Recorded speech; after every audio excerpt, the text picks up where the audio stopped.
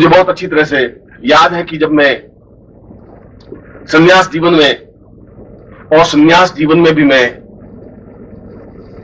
आपके सामने में अगर गृहस्थ जीवन में हूं, और गृहस्थ जीवन में रह करके अगर मैंने अप्सरा साधना की है तो मेरी पत्नी को कोई आपत्ति आलोचना नहीं हुई। और मैं इस समय भी अपने दोनों हाथ उठा करके पूर्ण ईश्वर को साक्षी करके कह सकता हूं कि मैं पूर्णतः एकनिष्ठ रहा हूं। इस बात का मुझे गर्व है। यद्यपि एक अप्सरा साधना नहीं, 108 अप्सरा साधना जीवन में की, प्रत्यक्ष किया, और उनसे आज भी 10 मिनट 15 मिनट 2 घंटे बात करने में मुझे कोई संकोच है नहीं। मैं उससे मेरे जीवन में कोई व्यतिक्रम नहीं आया, मेरे परिवार में कोई व्यतिक्रम नहीं आया, मेरे ग्रस्त जीवन में कोई न्यूनता नहीं है, मेरे आंख में कहीं गंदगी की कोई लाइन लिखी हुई नहीं है।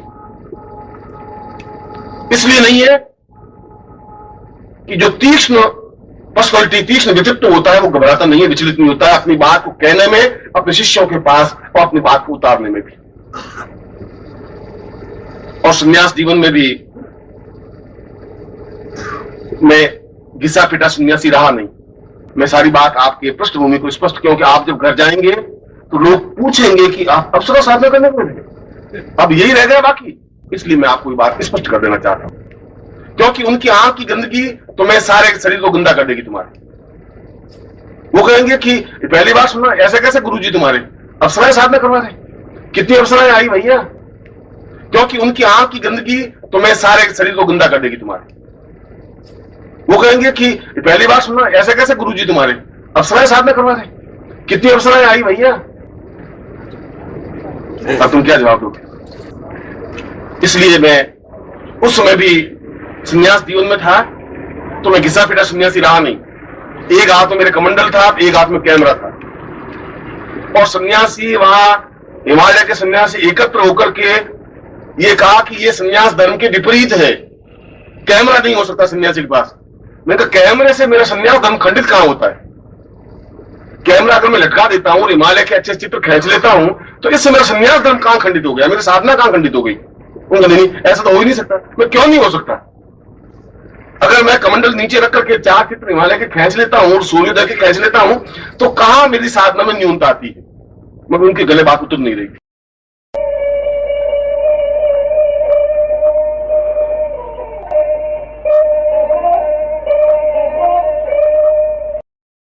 और जब साधनाओं की पूर्णता करके, ब्रह्म साधना संपन्न करके जब सिद्धाश्रम में गया तो उस समय सिद्धाश्रम एक शमशान की तरह था। शमशान की तरह का मतलब यौन, कोई आवाज नहीं, कोई हलचल नहीं, कोई चेतना नहीं। बस वो सन्यासी बैठे लंगोट लगाए हुए, आंख बंद किए, 2 साल से साधना कर रहे हैं, आंख बंद किए ध्यान लगा रहे हैं। कोई 3 साल से समाधि है, किसी की 5 साल से समाधि है। हमने कहा इस जगह अपन जिंदा नहीं रह सकते। ये आंख बंद करके 3-3 साल 2-2 साल अपन नहीं बैठ सकते। ये संभव नहीं है, ये उचित नहीं है। ये सिद्धि योगा झील है, इतनी सुंदर स्फटिक की नावें हैं। ये सिद्धि योगा झील में स्नान करने का एक आनंद है, एक तृप्ति है, एक संगीत है। ये सब ये कैसे होगा। वहां पर मैं तो नया नया गया था, तो मुझसे तो 100 साल पहले आए हुए थे, 200 साल पहले का आए हुए थे, 50 साल पहले का आए हुए थे। सन्यासियों की कमी थी नहीं, मगर सन्यासी सब रूखे सूखे हुए, गाल पिचके हुए, और एक लंगोट लगाई और बैठे, कोई वहां बैठा, कोई वहां बैठा, कोई वहां बैठा। वो इससे बात करेंगे, वो इससे बात करेंगे। 2, 4, 5, 6 दिन बीत गए। मैंने कहा कि ये सिद्धाश्रम तो नहीं हो सकता। अगर ऐसा सिद्धाश्रम है तो फिर मेरा शिष्य कोई जा ही नहीं सकता। वहां क्या करेगा जाकर। मैंने 2-4 सन्यासियों से पूछा, मैंने कहा कि ये सिद्धाश्रम जिसके बारे में लोग इतनी तपस्या करते हैं, इतना प्राण सुखा देते हैं, इतनी पंचाग्नि करते हैं, फिर यहां पहुंचते हैं तो ये सिद्धाश्रम आपने भी देखा नहीं, यही सिद्धाश्रम है। मैंने कहा इस सिद्धाश्रम में तो कोई हलचल नहीं है, कोई चेतना है ही नहीं। उसमें हलचल क्या होता है, ध्यान लगाना है, साधना करनी है, मंत्र जाप करना है। उसके बाद में कोई उत्सव आया, सिद्धाश्रम महोत्सव।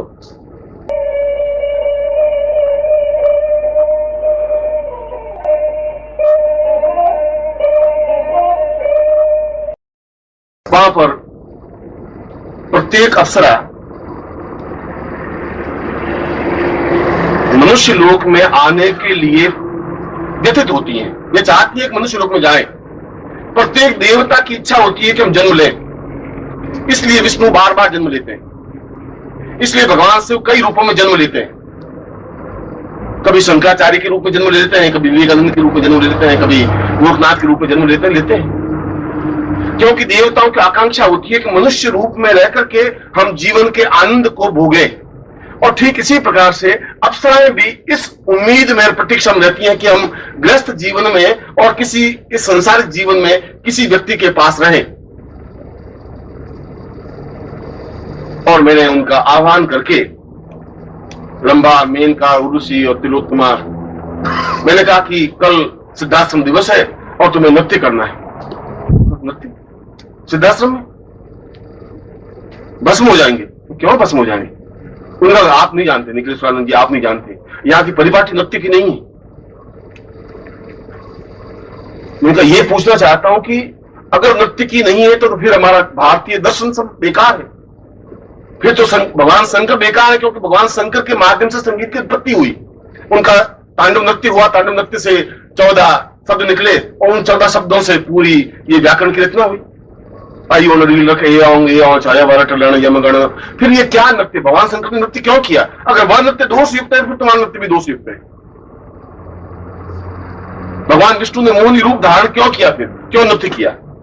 मैं उनको कन्विंस कर रहा था और वे बहुत घबराई हुई। उन्होंने सोचा कि अगर गुरुदेव आ गए सच्चिदानंद जी तो बहुत मुश्किल हो जाएगी, आप नहीं जानते। मैंने कहा तुम्हें कल नृत्य करना है, जो कुछ होगा कल देख लेंगे।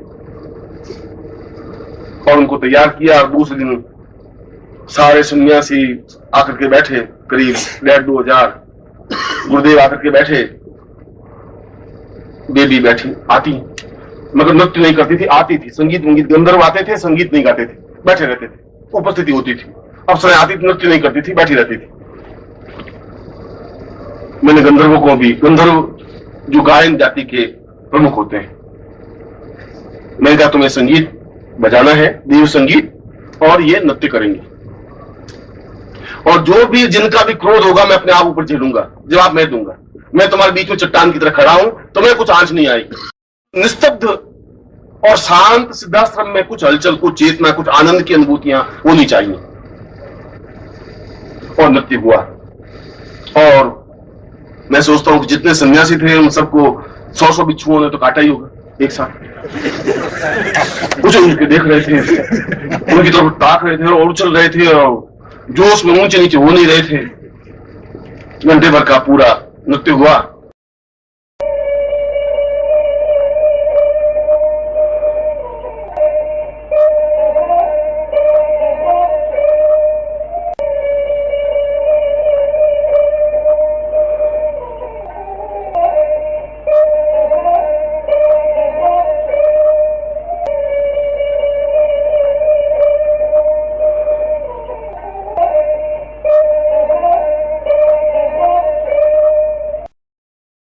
बीच में एक निर्भयानंद जी थे, वो बहुत ही काफी वर्ष 700-800 साल के थे। उन्होंने कहा कि ये नृत्य का किसने कहा?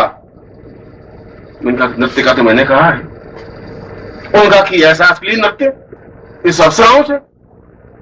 मैंने कहा कि फिर अगर इनके शरीर में और इनके जीवन में कहीं अश्लीलता है तो फिर कोणार्क के मंदिर हमें जला देने चाहिए, फिर खजुराहो के मंदिर जला देने पड़ेंगे, फिर देवताओं की जितनी मूर्तियां हैं भारत में उन सबको जला देनी पड़ेंगी, फिर तुलसीदास की रामायण में जो सीता का वर्णन है उसको जला देना पड़ेगा, फिर वाल्मीकि ने जो सीता का वर्णन किया उसको भी जला देना पड़ेगा।